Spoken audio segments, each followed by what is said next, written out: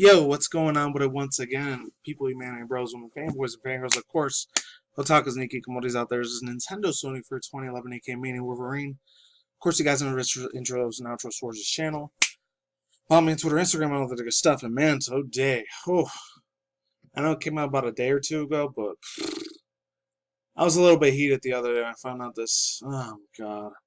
I know this, about a month ago, I've been seeing that the earliest video is July and early August of this month, which by the time you see this video is probably going to be September already, so it should be saying last month instead of this month, even though it's still August by the time I'm recording this video. But without further ado, let's begin. And once again, I know this is the first time Pokemon companies ever made, or Game Freaks made a Pokemon game that has microtransactions. I know they did it with Pokemon Shuffle and a little bit with the Rumble Blast game for the 3DS at the time. But here's the thing. Here's the absolute fucking thing.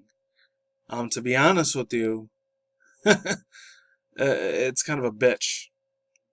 It's pretty fucking sad to see the Pokemon company stoop this low just because they want to get some more extra money out of players' pockets. And I guarantee you, most of these games, like this, it's a gacha game, so you know I'm not really gonna give a fuck too much about it. Of course, it's gonna do very well in Japan because number one, it's Pokemon. Number two, it's a gacha game. Number three, it's kind of a JRPG, and those tend to do very well in Japan compared to the United States. I know in the United States they do pretty good too, but not as well as they do in Japan.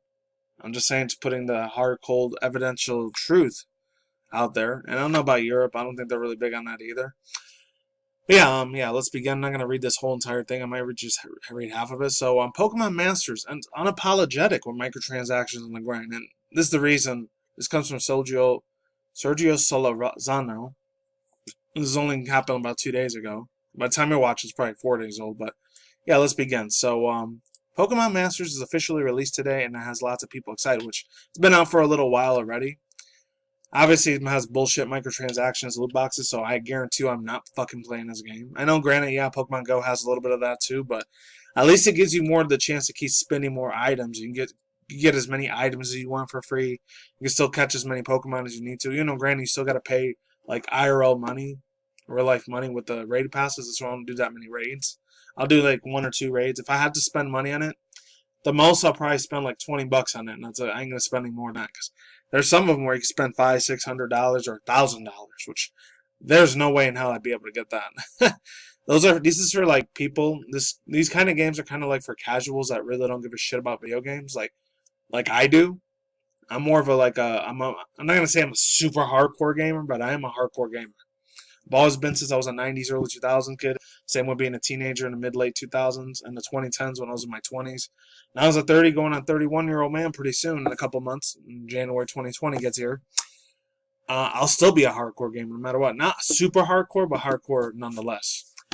So, yeah, let's keep it moving. The newest Pokemon games put the focus on the trainers behind the Pokemon, bringing back characters from all the game's histories. You formed a team of 3 trainers and their trusty Pokemon for battles, and the differences from the user turn base is fair. All in all, the making of a truly neat Pokemon game experience, one that gives a longtime fans things that they have asked for years. Unfortunately, it's a mobile game. Excuse me. Let's move on. That means a system that is heavily on grinding microtransaction and is isn't the least bit shy about it. Pokemon Masters is available on iOS and Android and can be downloaded now. Playing the different story thanks to the server issues, many players can't get past the connection screen, leading to frustrating similar to that of Pokemon Go's launch back in 2016. I remember that very well because when I was playing Pokemon Go, I had a lot of fucking problems and that shit. But for about a month or two, I think it was like maybe not November, December of 2016, or maybe early January, started getting a little bit better. This is unlike Pokemon Go before. Masters is free to play, but with purchasable in-game currency that lets you unlock more stuff. Ah, God. This is the fucking reason that pisses me the fuck off about this shit, man. Seriously? What in the goddamn fuck was wrong with fucking, like, Pokemon Company? Seriously, that's absolute fucking bullshit. I guess I gotta start reading this, too. The key difference is watch how Pokemon Go Masters is a DNA game, or DNA game. Key difference is that Pokemon Go's Poke Coins can be earned completely in-game. If you don't want to spend a single dollar in Pokemon Go, which I barely ever do, I only do that maybe once every 3 months, and that's probably it. You can still battle in gyms to earn coins needed for necessary supplies. Pokemon Masters, however, draws a clear line between pay currency and earn currency. If you don't have paid currency, you can't even participate in certain pools. See, that's another fucking problem I have with this fucking mobile game. Bullshit, man. Bull fucking shit, man. Let's move on before I start getting fucking goddamn pissed off. Alright. And if you don't have a paid currency, you can't even participate in certain pools. I read that. Naturally, the strongest characters on these pool are these paid only pools. So, as many fans are pointing out, Pokemon Masters is a pay to win right now from the start. And I know this dude, I'm surprised Young Ye hasn't done anything videos about this, because he pretty much completely shits all over microtransactions and gotcha games and mobile loot box games. I don't give a fuck about that shit. You can call me old fucking man if you want, for my younger generation audience that love video games and mobile games. You're probably thinking to yourself, oh, this is just the modern day way of game. No. This is fucking bullshit. This is to rip you motherfuckers off, to keep spending and spending and psychologically manipulating you, pretty much dick fucking you up the ass. That's what they're doing. Financially, they're doing that.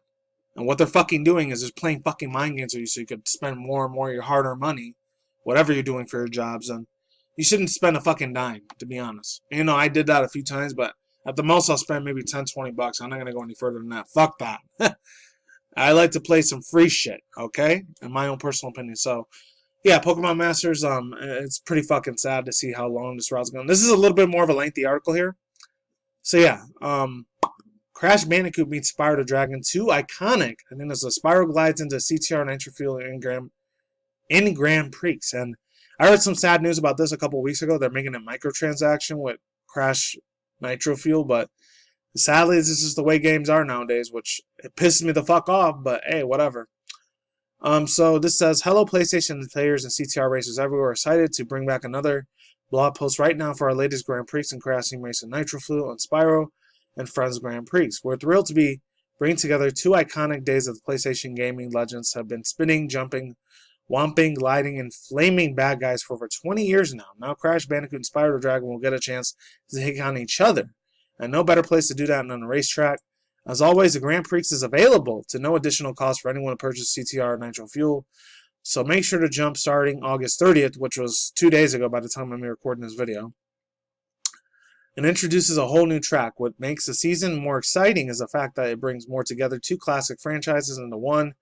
Perfect way to celebrate both. We at Beanox are huge Spyro fans and have not been able to keep our hands off of Spyro Reignited Trilogy since it was released last year. We are obviously also huge Crash fans, so being able to create a world where two franchises can coexist of their wacky glory has been an incredible fun undertaking. This season you'll see Spyro showing up in the Play CTR in the opening screen menu, and the Grand Prix cinematics, and of course it's the game itself. Spyro, Hunter, and Nasty Nork will also be unlockable players, as any people can see there, as the thing is playing right now. Surprised it is, usually it freezes up real badly. Let's move on. You'll also see some amazing new carts such as the Spyromobile, Nasty's Ride, that gives the namesake some blistering rides to boast about. And there's a couple other ones here. In addition, you'll need to have the opportunity to unlock new deals, decals, stickers, and paint jobs decks, deck out your carts with, and a ton of awesome new skins from characters new and old, such as Dark Spyro and Gnome Velo skins that you see down below. Dark Spyro? I didn't even know it was a Dark Spyro. Unless it was like the Legend of Spyro. I never got to play that one. I remember I think it was for PS3 and the original Xbox or Xbox 360, but man, that game looked cool as fuck. I didn't get a chance to play it though. And I think that's the one that had Cinder in it too. I don't know. Let's move on. Yeah, our favorite part of the season in the track will be racing, which, as you know by now, is something that you can play online and locally from this season onward. We know you've been asking for it, and we finally revealed some of the details behind the creation of our favorite Purple Dragons track, Spyro Circuit. The Spyro Circuit is a celebration of all things dragon. This design takes its inspiration from Spyro the Dragon all the way down to the gameplay ingredients themselves.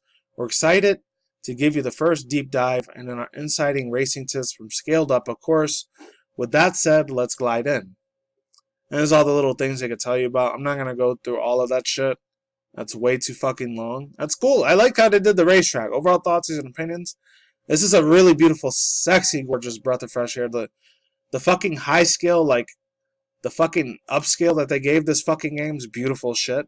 I love how they did the little racetrack. They put the little Spyro the Dragon iconic castle there. And then that's the one you see in the Anastar world. So that's pretty fucking cool. I'll admit it. As an old school late 90s, early 2000s kid that I was growing up with with this shit in the original Spyro, shit looks fucking badass. Got nothing bad to say about it, but it's still a little fucking sad. It is microtransaction. But at the same time, oh man, I'm not sure. I might be willing to pay money for this shit because I do have a PS4 Pro. I still haven't gotten this game because I've been a little tight on a few things with budgets and all that. But I'm not going to read this whole thing here. That's the Spyro news. I heard about this news the other day when I was playing my Pokemon Go game right after I got out of work. So, Pokemon Go September-October breakthroughs with the Flower Crown Eevee. I'm not going to read this whole thing. I'm just going to read the top part and that's it. So it says, trainers, field researchers, breakthroughs are changing from September 1st at 1 p.m. PDT to November 1st, 2019 PDT. Flower Crown Eevee will be available for research breakthrough encounters. If you are lucky enough, you may encounter shiny Flower Crown Eevee. I don't have that one yet. The last Eevee I got was like a month ago that was shiny, so I'm either going to evolve that one in the Umbreon or Espeon shiny, because I still got to do that Celebi quest. I'm like level 5 of 7, so I'm real close to getting that Celebi, which I should have got it a year ago, but I've just been really, really lazy as shit on it. And obviously, you know, Jolteon, Glaceon, and fucking Umbreon. Those 3 are my babies. Absolutely love them, man. Love Umbreon shiny. I really want to evolve it into shiny Eevee and the shiny Umbreon, so that's cool. You can read the TLDR thinking about him. Some more Reggie Fils-Aimé news. I don't know what it's been in July and August. Ever since Reggie Fils-Aimé retired, it just feels like this man has been enjoying the shit out of his retirement. This is an older one. That's probably about 5 days old by the time you guys are seeing it. So it says, my brain is ready. Reggie Fils-Aimé to teach at the Cornell this year. I don't know. That's like some California, Oregon, Washington State University college he's going to be teaching. That's cool, though. Shout out to Reggie Fils-Aimé. He looks like he's enjoying the hell out of his retirement, man. The man definitely fucking earns it, for sure. Former Nintendo of America president, Mr. Fils-Aimé, has announced on his Twitter that he will be a leader in the residence at the Cornell at this year's academy. The tweet shown below is just glowing with the trademark Reggie Fils-Aimé's wholesomeness we all know and love. Reginator is going back to school, just announced that he will be a teacher in the inaugural leader in residence. Looking forward to teaching and mentoring the upcoming academics this year. Great way for me to be back at Cornell and Cal. So it's probably like somewhere in California. I don't know. As a leader in residence, the Reginator will kickstart the new program at Cornell. Instead of running a course in traditional classroom environment, Fils-Aimé will be involved in some individual mentorships, small group discussions, and one large workshop, which seems to be a lecture event on October 21st, open to the public. Surprise! I thought this would be like something you had to pay for. Maybe you do. I don't know. I haven't been to school in like, it was 2011, 2012, and that was like college, university. Actually, no, it's community college. So it's been about 8, 9 years the last time I was in school. So it's been a while.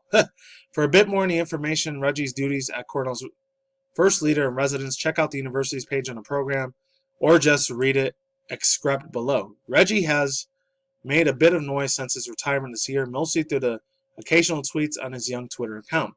It's great to see him continuing the back and inspiring young minds, though I still miss him during directs. Well, I miss his ass too in directs. The dude was funny as shit, man. Even if he was a salesman for a marketing advertisement for sure, he was still funny ass dude, man. Well, let's move on. Hopefully the general public will get to see some of the products Fils-Aimé's involvement in the Cornell because of his insights in more of the decade, and Nintendo will be interested and even valuable to many of us. So this came from, says hashtag Reggie Fils-Aimé.